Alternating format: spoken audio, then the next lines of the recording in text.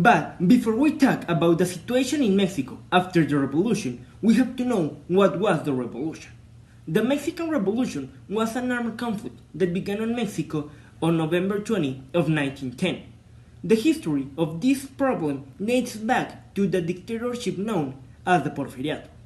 Porfirio Díaz exercised the power in the country in a dictatorial manner during 1936 to 1911.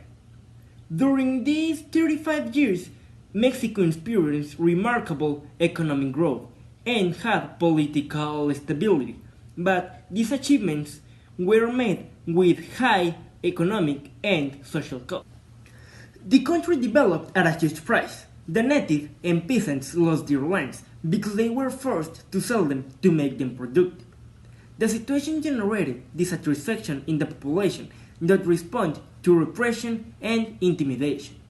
So now we are going to talk about the causes of the revolution.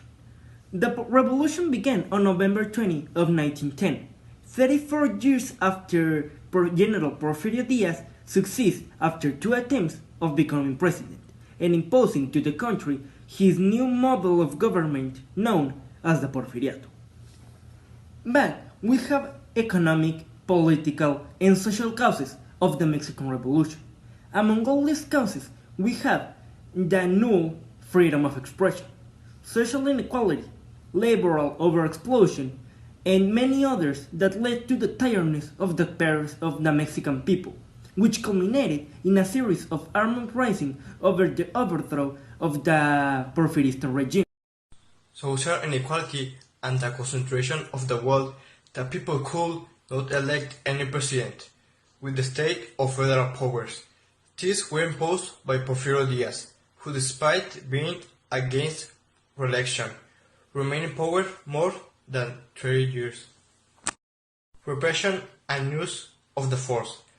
Working conditions were appalling, but when the workers at peasant tried to express their disagreement, they were brutally repressed. Workers and peasants lacked of labor protection. They were exposed to overexploitation. Most of the workers even had to complete more than 12 hours of work. There was no freedom of expression. The press was prohibited from issuing of any kind of opinion against the government, and strikes were prohibited of all sectors.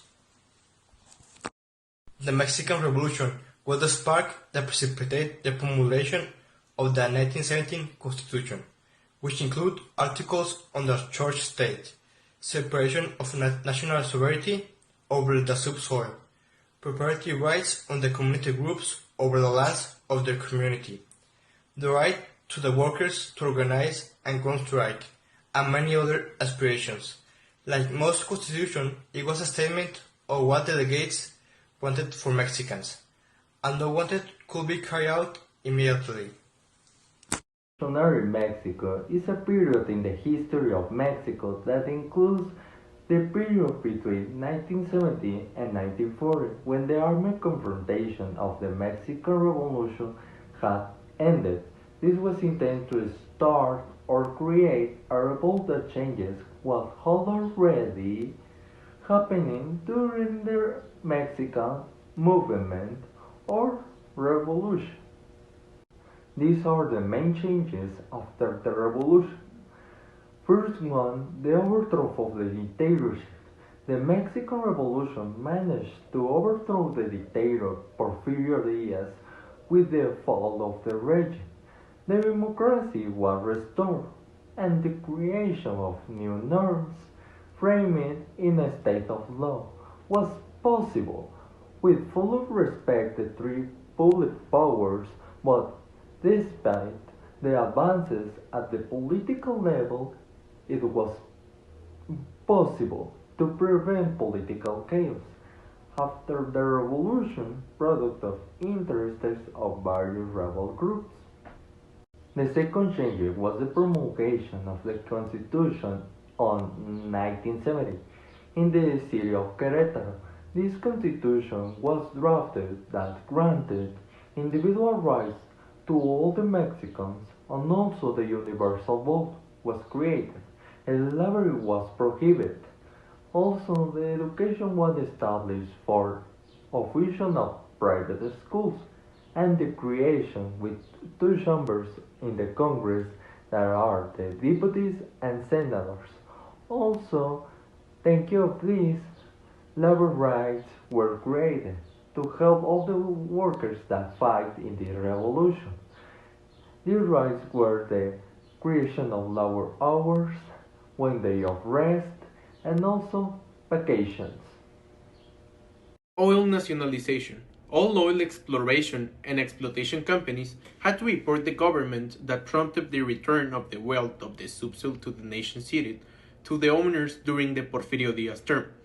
The Constituent Congress established the difference between land ownership and the subsoil, noting that the farmer could become private property, but the subsoil and its wealth belonged to the nations directly, inalienable and imprescriptible domain, which could have concessionaries for the exploitation and exploration.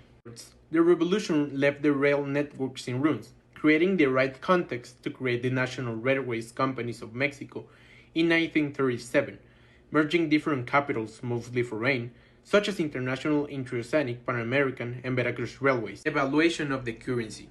In 1916, a new currency was issued that was in circulation for only a few months. The closure of companies produced a reduction in the exports, and it was impossible for the country to obtain an external loan. These were some causes of an accelerated devaluation of the currency.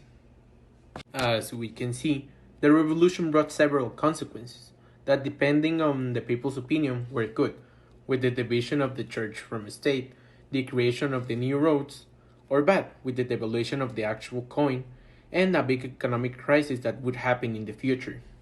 In order to get more information about this topic, we interview an expert. This is what we asked to him. Es difícil definir, es difícil establecer con precisión cuándo empieza la posrevolución y cuándo termina. Es difícil establecer eventos que hayan marcado exactamente el principio, el inicio y final. Pero yo me atrevo a decir que la posrevolución inicia con la llegada al poder de Álvaro Obregón, y que fue quien se encargó ya básicamente de pacificar al país. El término de la posrevolución pues ya depende mucho del historiador. Podemos decir que fue con el presidente Cárdenas, con la expropiación petrolera, con el presidente Ávila Camacho, que fue el primer presidente no militar del país. O bien podemos decir que termina la posrevolución en el año 2000 con la llegada de Vicente Fox al poder, que terminó con el gobierno ininterrumpido del PRI. Al terminar la revolución, los principales problemas que tenía el país pues era la pobreza, y básicamente que había que completar la pacificación. Entonces el presidente Obregón, con métodos pues digamos hasta cierta forma inaceptables, se encargó de pacificar al país, y entre ellos pues fue de alguna forma solapar el asesinato de algunos revolucionarios, como el caso de Francisco Villa, que ya estaba retirado y ya estaba rendido. Entonces, una vez pacificado el país, se pudo iniciar la solución del segundo gran problema, que obviamente después de 10 años de revolución, pues el pueblo, el país había quedado en ruinas prácticamente. Una vez que se pacificó el país, pues se inició el proceso de construcción que permitió mejorar el nivel de vida de la población paulatinamente.